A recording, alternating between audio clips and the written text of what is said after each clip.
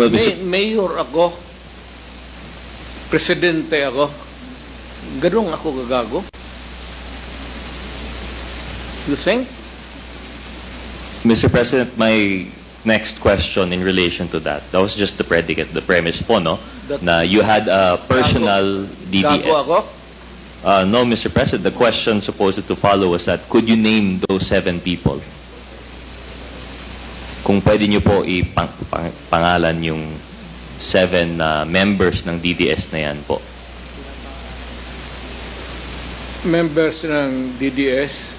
Your personal civilian DDS, which you mentioned is apparently counter-insurgency force. Apparently, you know, even if they exist, why would I tell you the names now to you? Ang tingin mo sa akin, stupido? Mr. President, because we're in an investigation in aid of legislation, and we're ruling out that if they are in mag-legislate relation kayo, to the drug war. huwag mo akong isali dyan because I would be putting the people in danger.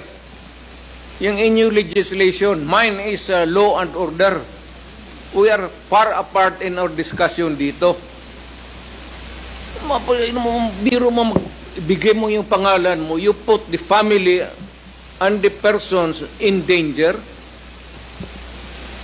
Mr. President, But the proper question, ganon? Can you please rephrase your question, Congressman Gutierrez? Mr. President, with all due respect, the question of identifying these members was to really look into the purpose, because we're trying to differentiate now those that are within the bounds of law and those that are without in relation to the drug war.